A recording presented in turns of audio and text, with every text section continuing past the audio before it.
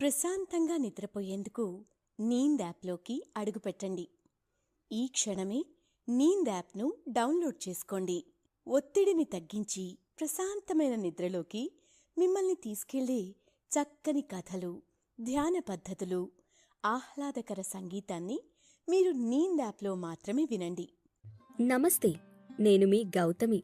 ఇప్పుడు రచయిత్రి మంజిత కుమార్ రచించిన పంచరామాలు అనే కథను విందాం.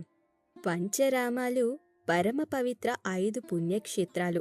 మన తెలుగు రాష్ట్రమైన ఆంధ్రప్రదేశ్లో కొలువైన దివ్యధామాలు. అటువంటి అద్భుతమైన పుణ్యతీర్థాల గురించి మరింత వివరంగా ఇప్పుడు తెలుసుకుందాము. అయితే మనం కథ వినటం ప్రారంభించే ముందు సౌకర్యవంతమైన స్థితిలోకి వెళ్దాం. మీకు ఇష్టమైన రీతిలో పడుకుని అన్ని లైట్లను ఆఫ్ చేసి మీ కళ్ళు మూసుకోండి. నెమ్మదిగా గాలి పీలుస్తూ పూర్తిగా లోతైన శ్వాస తీసుకుని వదలండి. ఈ ప్రపంచాన్ని, ఇవాల్టి జ్ఞాపకాలను మెల్లగా పక్కకు నెట్టి నిద్రలోకి క్రమంగా జారుకునే సమయమిది.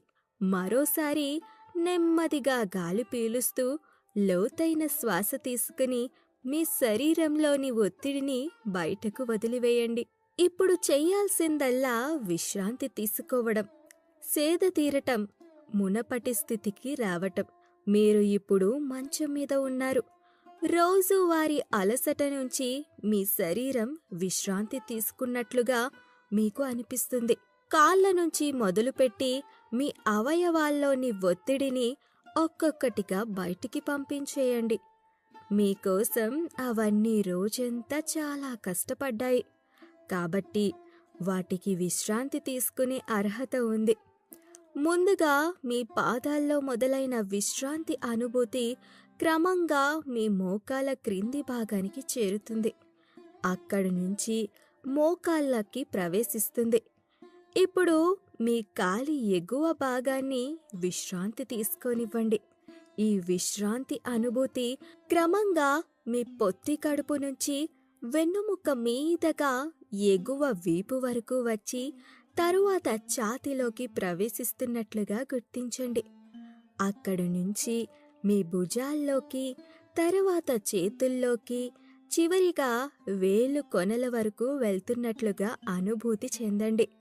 ఆపై మీ మెడ, తల, ముఖం వరకు ఆ అనుభూతి ప్రవహిస్తుంది.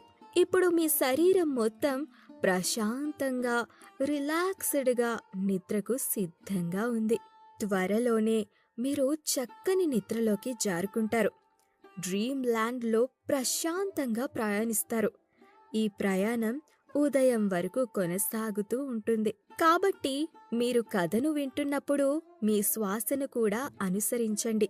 అద్భుతమైన నిద్రానుభవం కోసం మీ శరీరం మొత్తానికి విశ్రాంతినిస్తూ స్థిరంగా ఉండండి.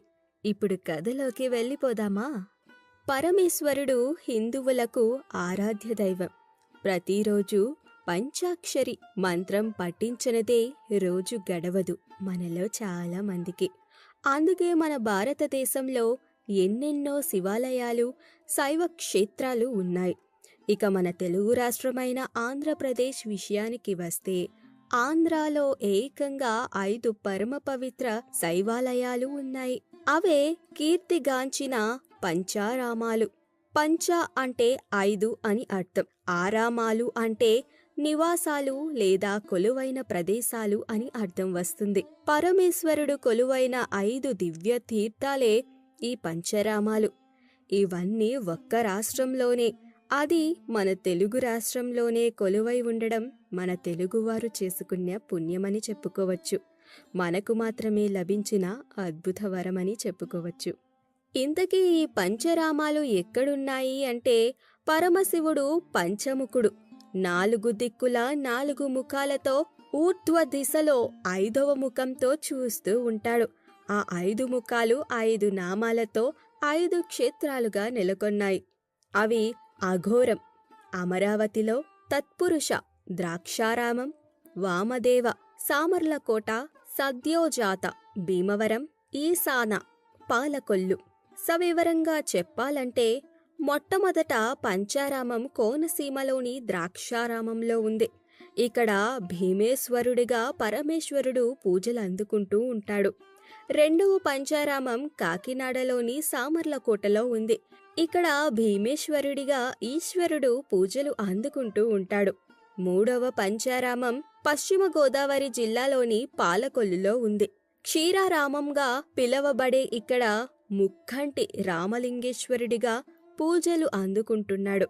నాలుగవ పంచారామం కూడా పశ్చిమ గోదావరిలోనే ఉంది. ఇక్కడ భీమవరంలోని భీమారామంలో సోమేశ్వరుడిగా ఈశ్వరుడు పూజలు అందుకుంటున్నాడు.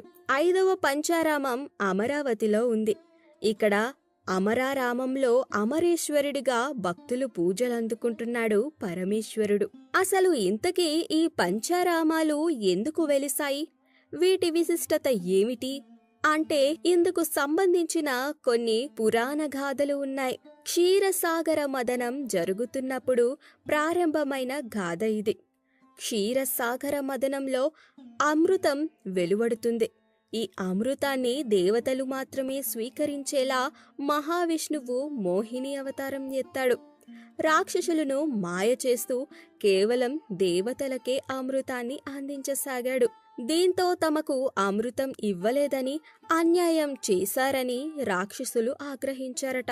అయితే ఇదే విషయమై పరమేశ్వరుడు గూర్చి ఘోర తపస్సును ఆచరించారు.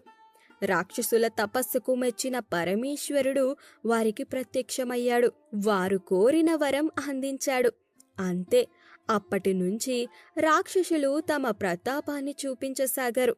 దీంతో దేవతలు తమను రాక్షసుల నుంచి కాపాడండి అంటూ పరమేశ్వరుడిని వేడుకున్నారు.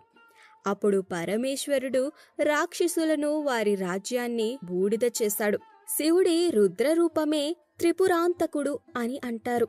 ఈ యుద్ధంలో సర్వం బూడిదైన త్రిపురాసురులు పూజించిన మహాశివలింగం మాత్రం చెక్కు చెదరలేదు. దీనినే మహాశివుడు 5 భాగాలుగా విభజించాడు. వాటిని 5 చోట్లు ప్రతిష్ఠించమని దేవతలకు తెలిపాడు. ఈ 5 ప్రదేశాలే నేటి పంచారామాలు అని అంటూ ఉంటారు. ఇదిలా ఉండగా స్కాంద పురాణంలో తారకాసుర వధ గురించి, పంచరామాల గురించి వేరే కథ ప్రాచుర్యంలో ఉంది. అతి వీర భయంకర హిరణ్య కశ్యపుని కుమారుడు నేముచి కొడుకు తారకాసురుడనే రాక్షసుడు. అంటే హిరణ్య కశ్యపుని మనవడే తారకాసురుడు. పరమేశ్వరుడు పరమభక్తుడు. పరమేశ్వరుడి గురించి ఘోర తపస్సు చేశాడు. అప్పుడు పరమేశ్వరుడు ప్రత్యక్షమయ్యాడు. తారకాసురా, ఏమి నీ కోరిక అని అడిగాడు పరమేశ్వరుడు. హే పరమేశ్వరా, నాకు మృత్యువు లేకుండా వరం ఇవ్వు స్వామి అని కోరాడు. అందుకు పరమశివుడు, తారకాసురా, పుట్టినవాడు గిట్టక మానడు, మరేదైనా వరం కోరుకోమ్మా అని అన్నాడు. అప్పుడు తారకాసురుడు ఇలా అన్నాడు. హే ఈశ్వరా, నాకు అర్భకుడు అంటే బాలుడు చేతిలో తప్ప మరెవ్వరి చేతిలోనూ మృత్యువు ఉండకూడదని వరం ప్రసాదించు తండ్రి. అలాగే నీ ప్రాణలింగాన్ని నా కంఠాన్న పెట్టుకునే భాగ్యాన్ని ప్రసాదించు అని కోరాడు. తదాస్తు అని వరమిచ్చాడు ఈశ్వరుడు. ఇక్కడే మనకో విషయం అర్థమవుతుంది. పరమేశ్వరుడిని భోలాశంకరుడు అని ఎందుకు పిలుస్తారో. నిష్టగా పూజిస్తే, సర్వం నీవేనని తలిస్తే అది మానవుడైనా దానవుడైనా పరమేశ్వరుడు పలుకుతాడు. కైలాసం దిగివచ్చి భక్తులను కరుణిస్తాడు. ముందు వెనక చూడకుండా వరాలు ఇచ్చి ఆనక ఇరకాటంలో పడుతుంటాడు. అందుకే ముక్కంటిని అందరూ ప్రేమగా భోలాశంకరుడు అని పిలుస్తుంటారు. అంటే అమాయకుడు అని అర్థం. ఇప్పుడు తారకాసురుడికి ఇచ్చిన వరం విషయంలోనూ అదే జరిగింది. అంతటి వరం వచ్చాక తారకాసురుడు ఆగుతాడా? అంతే, ఇక అప్పటి నుంచి తారకాసురుడు పెట్రేగిపోయాడు. దేవతలను నానా హింసలు పెట్టసాగాడు. బాలుడు చేతిలో హతమవ్వడం అంటే తనంతటి రాక్షసుణ్ణి ఏ బాలుడు చంపుతాడు అన్న ధీమాతో ఇష్టారాజ్యంగా వ్యవహరించసాగాడు. దీంతో దేవతలంతా భయభ్రాంతులకు గురయ్యారు. వైకుంఠానికి చేరుకుని శ్రీహరిని శరణు వేడారు. అయితే శ్రీ మహావిష్ణువు వారితో ఇలా అంటాడు. దేవతలారా, మీకు తెలియంది కాదు. తారకాసురుడు పరమశివుడు భక్తుడు. పైగా పరమశివుడి ప్రాణలింగాన్ని వరంగా పొందాడు. అతనిని నేను ఏమీ చెయ్యలేను అని అన్నాడు. మరి మా పరిస్థితి ఏమిటి నారాయణ అని వారు తమ గోడును వెళ్ళబుచ్చుకున్నారు. మీరంతా ఓ పని చెయ్యండి. తారకాసురుడికి వరమిచ్చిన ఆ ముక్కంటిని శరణు వేడండి. తారకాసురుడి పీడ నుంచి విముక్తులుని చెయ్యమని కోరండి అని చెప్పసాగాడు విష్ణువు. అప్పుడు దేవతలంతా శ్రీ మహావిష్ణువు వద్దే సెలవు తీసుకుని కైలాసానికి వెళ్లారు. పరమశివుణ్ణి దర్శించారు. ఓ పరమేశ్వరా, నమో నమః అని వందనాలు సమర్పించారు. ఏమిటి అందరూ కలిసి ఇలా వచ్చారు? అంతా కుశలమేనా అని అడిగాడు పరమేశ్వరుడు. మహేశ్వరా, మీకు తెలియంది ఏముంది? తారకాసురుడి ఆగడాలకు అంతు లేకుండా పోయాయి. మేము ఆ వేదనను భరించలేకపోతున్నాము. మీరే ఏదన్నా చెయ్యవలసిందిగా మా ప్రార్థన అని వేడుకున్నారు దేవతలు. మీ మొర నేను ఆలకించాను. కాని నా ప్రియభక్తుడైన తారకాసురుడిని స్వయంగా నేనే వధించలేను అన్నాడు ఈశ్వరుడు. మరి మాకు దిక్కు ఎవరు ముక్కంటి అని అడిగారు దేవతలు. తారకాసురుడు నా భక్తుడైనా శరణు కోరి వచ్చిన మిమ్మల్ని కాదనలేను. కాబట్టి ఒక పని చేస్తాను. ఈ పనిని కుమారస్వామికి అప్పగిస్తాను. మీరు చింతించకండి అంటూ వారికి నచ్చచెప్పాడు. దీంతో దేవతలందరూ ఎంతగానో సంతోషించారు. పరమేశ్వరుడికి కృతజ్ఞతలు చెప్పి అక్కడ్నుంచి వెళ్ళిపోయారు. అప్పుడు కైలాసధీశుడు కుమారస్వామిని పిలిచాడు. కుమారా, నీకో బాధ్యతను అప్పగిస్తాను, చేస్తావా అని అడిగాడు. ఆజ్ఞ ఇవ్వండి తండ్రిగారు అంటూ వినయంగా అంటాడు సుబ్రహ్మణ్యుడు. నీవు కారణ జన్మునవు. తారకాసురుడి వధ చేసేందుకే నీవు జన్మవెత్తావు. ఇప్పుడా సమయం ఆసన్నమైనది. నీవు వెంటనే వెళ్ళి దేవతలను నానా విధాలా హింసిస్తున్న ఆ తారకాసురుడిని సంహరించివలెను అని తెలిపాడు. మీ ఆశీస్సులు ఉంటే తప్పకుండా ఆ పనిని చెయ్యగలను తండ్రి అని తండ్రికి నమస్కరించాడు కుమారస్వామి. తండ్రి ఆజ్ఞ మేరకు కుమారస్వామి తారకాసురుడి వధ చేసేందుకు బయలుదేరుతాడు. ఓరి తారకాసురా, నేటితో నీ పని ముగిసిందిరా అంటూ తారకాసురుడిపై అస్త్రాలను సంధిస్తాడు కుమారస్వామి. ఓయి బాలక, ఎవరురా నీవు?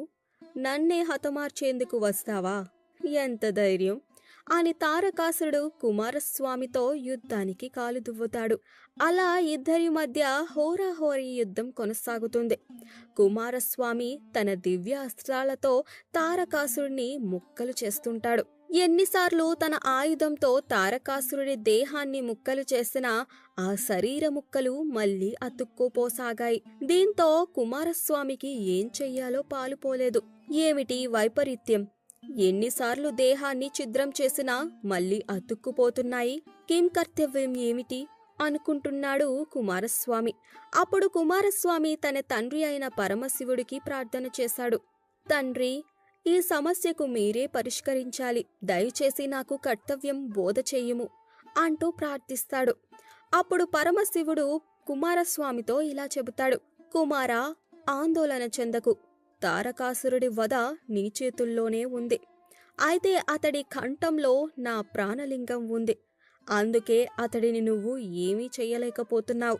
మొదట ఆ ప్రాణలింగాన్ని నువ్వు ముక్కలు చెయ్యాలి. అప్పుడే నీకు విజయం తథ్యం అని చెబుతాడు.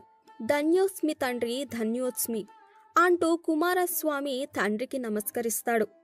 తండ్రి అయిన శివుడు సూచన మేరకు కుమారస్వామి తన ఆగ్నేయ అస్త్రంతో తారకాసురుడి కంఠంలో ఉన్న ప్రాణలింగాన్ని 5 ముక్కలు చేస్తాడు. ఆ ముక్కలు కృష్ణా గోదావరి తీరాల్లో పడ్డాయి. అయితే ఓంకారనాదం చేస్తూ ఆ ముక్కలన్నీ మళ్లీ ఏకమవ్వసాగాయి. వెంటనే మహావిష్ణువు కల్పించుకుని ఆ శివలింగ సకలాలు పడిన చోటే వాటిని అప్పటికప్పుడు దేవతలతో కలిసి ఆలయాలు నిర్మించేశాడు. అలా తారకాసురుడు వధ బాలుడైన కుమారస్వామి చేతుల్లోనే జరిగింది. అలా ముక్కలైన శివలింగ సకలాలే నేటి మన పంచారామ తీర్థాలని అంటారు. పంచారామాల్లోని 4 శివలింగాలను దేవతలు ఒకేసారి ప్రతిష్ఠించగా, క్షీరారామంలో మాత్రం త్రేతాయుగంలో శ్రీరాముడు లింగాన్ని ప్రతిష్ఠించాడని పురాణాల్లో ఉంది. అసలు ఉమాపతిని లింగ రూపంలోనే ఎందుకు పూజిస్తాము అంటే ఇందుకు ఓ పురాణ కథ మనం తెలుసుకోవాల్సిందే. పూర్వం ఒకసారి మహాకోపిష్టిగా పేరు తెచ్చుకున్న భృగు మహర్షి బ్రహ్మ విష్ణు మహేశ్వరులలో ఎవరు గొప్పో తెలుసుకోవాలనుకున్నాడట. వారికే తన యజ్ఞ ఫలాన్ని ఇవ్వాలనుకున్నాడు. అందుకోసం అతడు బ్రహ్మలోకం వెళ్ళగా చతుర్ముఖ బ్రహ్మ పట్టించుకోలేదు. దీంతో బ్రహ్మదేవుడికి భూలోకంలో ఆలయాలు ఉండకూడదని శపించాడు భృగమహర్షి. అటునుంచి కైలాసానికి వెళ్ళాడు. పార్వతీదేవితో ఏకాంతంలో ఉన్న పరమశివుడు కూడా భృగుమహర్షి రాకను గమనించలేదు. దీంతో భృగుమహర్షి కోపించుకున్నాడు. నీకు భూలోకంలో కేవలం లింగ రూపంలోనే పూజలు అందుతాయి. నీ అసలు రూపాన్ని ఎవరూ పూజించరు అని శపించాడు. అలా అప్పటినుంచి శివుడిని లింగ రూపంలోనే భక్తులు ఆరాధిస్తూ ఉంటారు. ఇక ఆ తరువాత భృగుమహర్షి శ్రీహరి వద్దకు వెళ్ళాడు. హృదయ భాగంపై తన్నడం ఆగ్రహించిన లక్ష్మీదేవి వైకుంఠం వీడి వెళ్లిపోవడం మనకు తెలిసిన కథే. అసలు శివలింగానికి అంతటి విశిష్టత ఏమిటి అంటే లింగమే పరమేశ్వరుడు, పరమేశ్వరుడే లింగం. శివం అంటే పాదానికి అర్థం శుభప్రదమైనది అని, లింగం అంటే ఆకారం అని అర్థం. శివలింగం అంటే శివుని ఆకారం అని అర్థం వస్తుంది. ఈ శివలింగాలలో అనేక రకాలు ఉంటాయి. అవేంటంటే స్వయంభూలింగములు, స్వయంగా వెలిసినవి అంటే వాటంతట అవే భూమిపై వెలసినవి. దైవిక లింగములు, దేవతలు దేవుళ్ళు స్వయంగా ప్రతిష్ఠించిన మహామాన్విత్య లింగాలు. ఋష్యలింగాలు అంటే ఋషులు ప్రతిష్ఠించిన లింగాలు.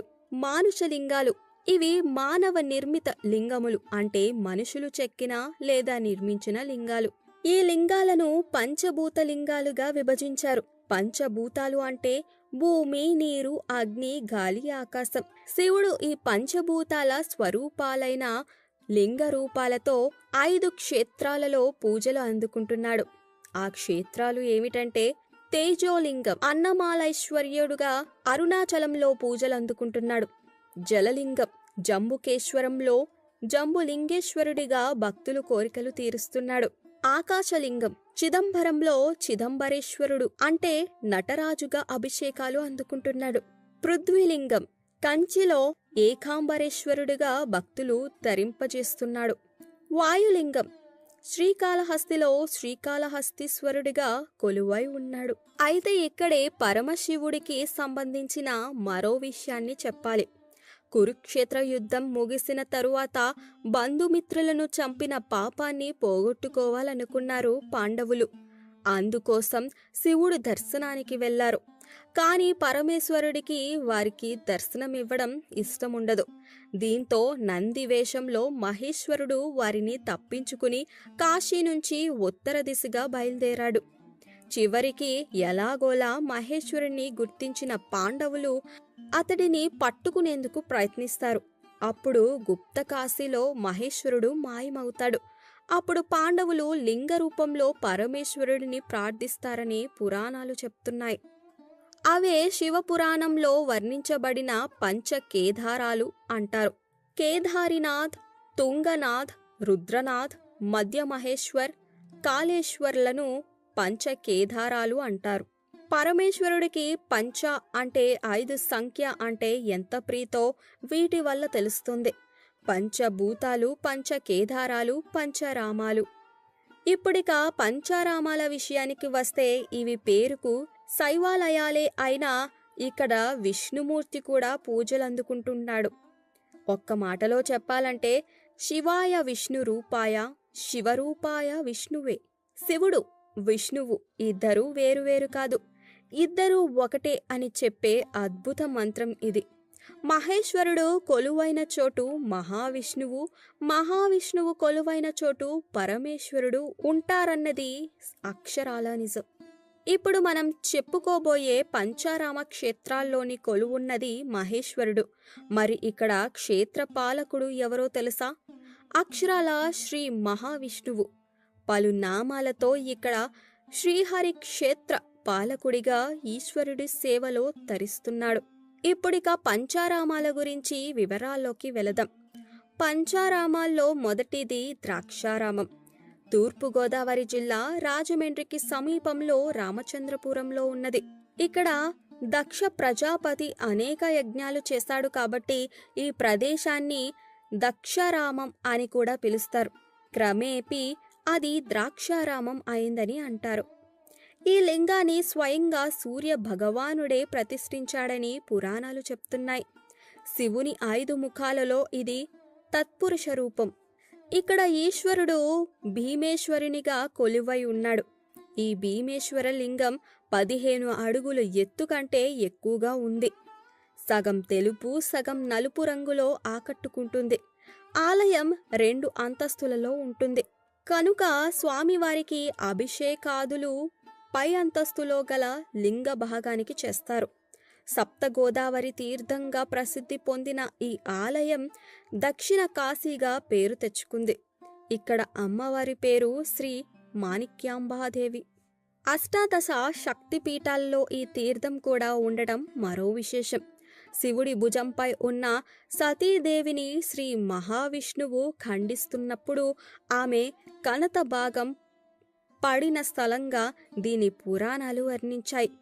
ఆలయానికి 4 వైపులా ఎత్తైన గోపురాలు ఆలయ శిల్పాకళ నైపుణ్యం కనువిందు చేస్తాయి. ఈ ఆలయానికి క్షేత్రపాలకుడు శ్రీ లక్ష్మీనారాయణుడు, అంటే శ్రీ మహావిష్ణువు. తూర్పు చాళుక్యులు నిర్మించిన ఈ ఆలయంలో భీమేశ్వరలింగం భోగలింగం కాబట్టి సుగంధ ద్రవ్యాలు కలిపి జలంలో స్వామిని అభిషేకిస్తారు. ద్రాక్షారామంలోని పరమేశ్వరుడు లింగ రూపాన్ని శ్రీరాముడు, సూర్య భగవానుడు, ఇంద్రుడు పూజించారని పురాణాలు చెప్తూ ఉంటాయి. అంతేకాదు త్రిలింగ క్షేత్రాలు అంటే ద్రాక్షారామం, కాళేశ్వరం మరియు శ్రీశైలంలో ఒక్కటిగా ద్రాక్షారామానికి పేరు. ద్రాక్షారామానికి చెందిన పురాణ కథను తెలుసుకుందాం. తారకాసురుడి వధ సమయంలో ఒక శివలింగం భాగం ఇక్కడ పడిందని సప్త ఋషులకు తెలిసింది. వెంటనే వారు సప్త గోదావరి పాయలతో ఆ మహాలింగానికి అభిషేకం చెయ్యాలని తలంచారు. క్షణం కూడా ఆలస్యం చేయకుండా సప్త గోదావరి పాయలను తీసుకుని ద్రాక్షారామం బయలుదేరారు. అయితే మార్గం మధ్యలో తుల్య ఋషి యజ్ఞం చేసుకుంటున్నాడు. ఇలా సప్త ఋషులు వస్తున్నారని, వారితో పాటే గోదావరి నది వస్తోందని తెలుసుకుని భీతిల్లిపోయాడు. ఎక్కడ మన అజ్ఞాన్ని ఈ గోదావరి పాయలు ముంచేస్తాయేమో అని భయపడిపోయాడు. అటుగా వెళుతున్న సప్త ఋషులను వారించాడు. తన యజ్ఞానికి భంగం వాటిల్లుతుందని హెచ్చరించాడు. లింగానికి సమయానికి అభిషేకం చెయ్యాలి అని తమని అడ్డుకోవద్దని సప్త ఋషులు ఋషికి తెలియచేస్తారు. కానీ తుల్య ఋషి వారి మాటలను లెక్క చేయడు. దీంతో ఇద్దరి మధ్య తీవ్ర స్థాయిలో వాదోపవాదాలు జరుగుతాయి. అలా చాలా కాలయాపన అవుతుంది. ఈలోగా సమయం మించిపోయింది. దీంతో సూర్యుడు మహాలింగానికి అభిషేకం చేసే సమయం దాటిపోతోందని, సప్త ఋషులు రావడం ఆలస్యమవుతుందని భావించి తానే తొలుతగా ఆ మహాశివలింగాన్ని సుప్రభాత అభిషేకం నిర్వహించాడు. తెల్లవారిపోయిందని గమనించిన సప్త ఋషులు తీవ్ర నిరాశ చెందారు. తాము లింగానికి తొలుత అభిషేకం చెయ్యలేకపోయామే అని బాధపడ్డారు. దీంతో వేదవ్యాసుడు ప్రత్యక్షమయ్యాడు. సప్త ఋషులారా, మీరు ఇలా బెంగటిల్లకండి. అంతా దైవేచ్ఛ, ఇందులో మీ తప్పేమీ లేదు అంటూ వారిని ఓదార్చాడు. మేము స్వామివారి అభిషేకం కోసం అంత దూరం నుంచి సప్త గోదావరి పాయలను తీసుకువచ్చినా లాభం లేకపోయింది అంటూ సప్త ఋషులు తమ ఆవేదనను వ్యక్తం చేశారు. అప్పుడు వేదవ్యాసుడు ఆ సప్త గోదావరి పాయల్లో కొన్నింటిని అంతర్వాహినిగా చేసి మిగిలిన వాటిని ఆలయ పుష్కరిణిలో విలీనం చేశాడు. ప్రతిరోజు అవే జలంతో స్వామివారికి అభిషేకం నిర్వహిస్తారని హామీ ఇస్తాడు. దీంతో సప్త ఋషులు సంతోషిస్తారు. ఇప్పటికీ ఈ సప్త గోదావరుల సంగమమైన పుష్కరిణి నుంచి స్వామివారికి నిత్యాభిషేక సేవ జరుగుతుంది.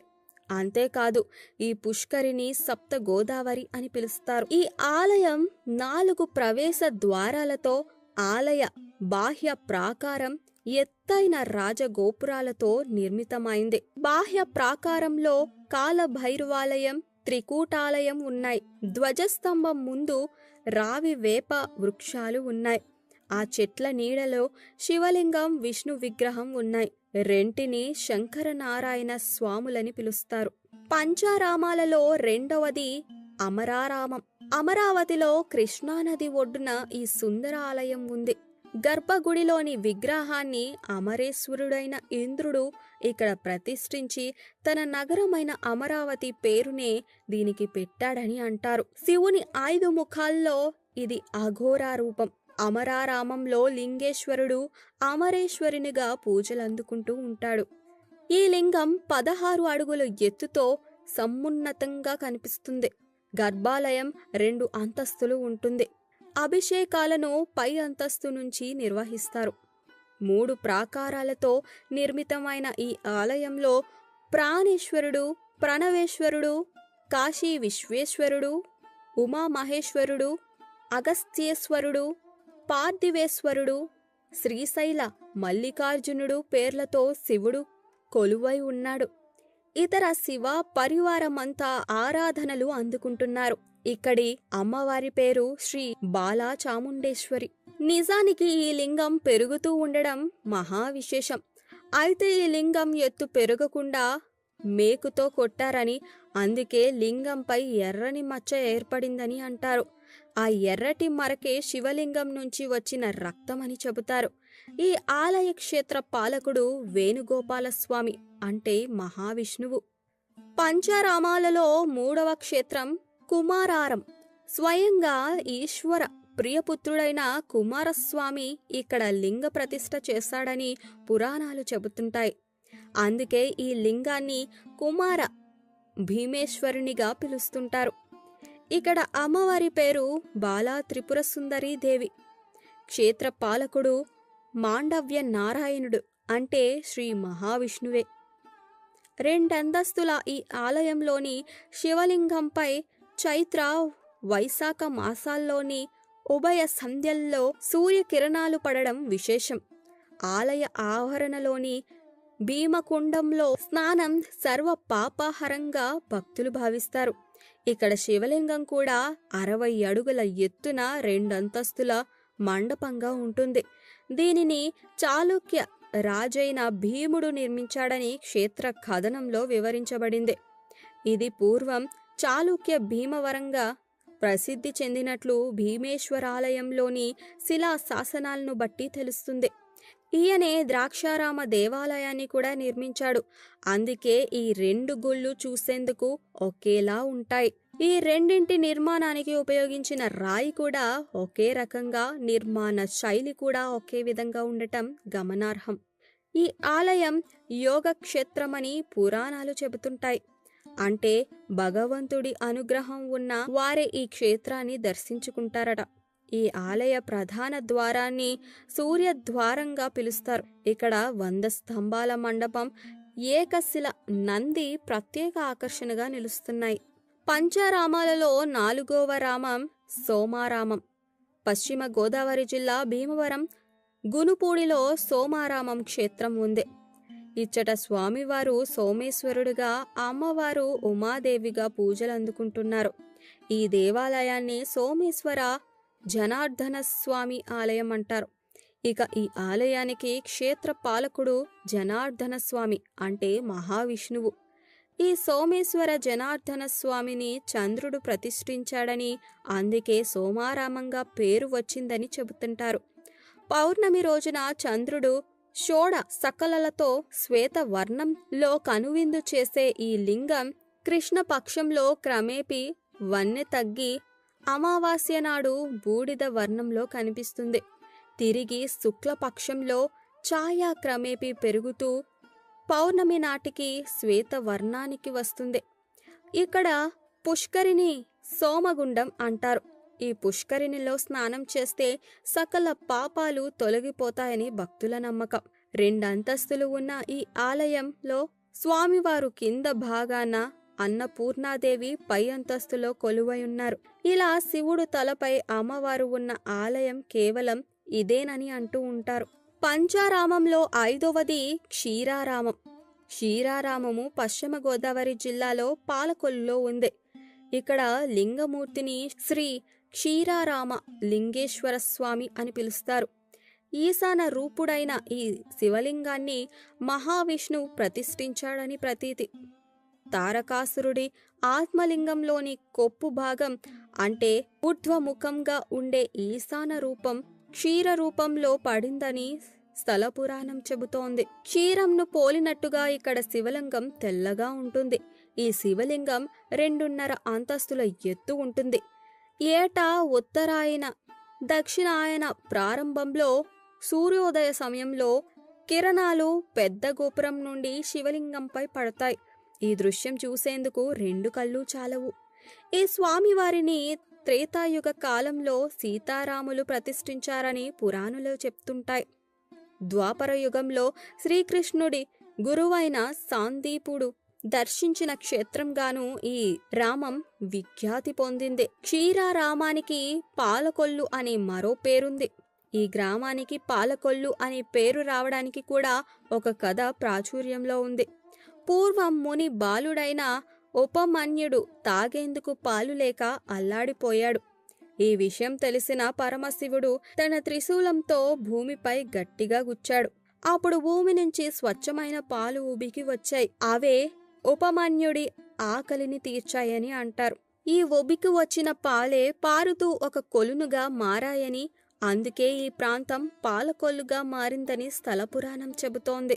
గోస్తని నదీ తీరాన నెలకొన్న ఈ ఆలయంలో శివుని కొప్పు భాగం దర్శనమిస్తుంది. కాబట్టి ఆయనను కొప్పులింగేశ్వరుడు గాను పూజిస్తారు. అమ్మవారి పేరు పార్వతీదేవి. ఈ ఆలయం 125 అడుగుల ఎత్తులో 9 గోపురాలతో కట్టించబడింది. ఇక్కడ స్వామివారు రామలింగేశ్వర స్వామి, అమ్మవారు పార్వతీదేవి. ఆ ఆలయ క్షేత్ర పాలకుడు జనార్దనుడు అంటే శ్రీ మహావిష్ణువు. అలా పంచారామాల్లోని అన్నిటి చోట్ల శ్రీహరే క్షేత్రపాలకుడుగా ఉన్నాడు.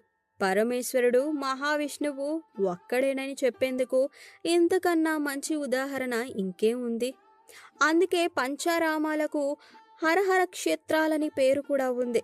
ఈ పుణ్య శైవ క్షేత్రాలను దర్శిస్తే మోక్షం లభిస్తుందని భక్తుల నమ్మకం.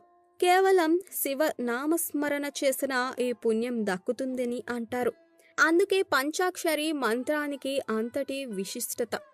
మిత్రులారా, విన్నారుగా పంచారామ క్షేత్రాల గాథను. ఇలాంటి ఎన్నో ఆధ్యాత్మిక విషయాలను మీతో పంచుకోవడానికి నీంద్ యాప్ ఎప్పుడూ సిద్ధంగా ఉంటుంది. ఇక సెలవు మరి. శుభరాత్రి.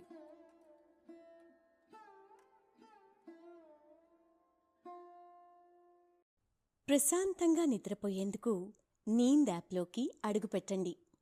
ఈ క్షణమే నీంద్ యాప్ను డౌన్లోడ్ చేసుకోండి. ఒత్తిడిని తగ్గించి ప్రశాంతమైన నిద్రలోకి మిమ్మల్ని తీసుకెళ్లే చక్కని కథలు, ధ్యాన పద్ధతులు, ఆహ్లాదకర సంగీతాన్ని మీరు నీంద్ యాప్లో మాత్రమే వినండి.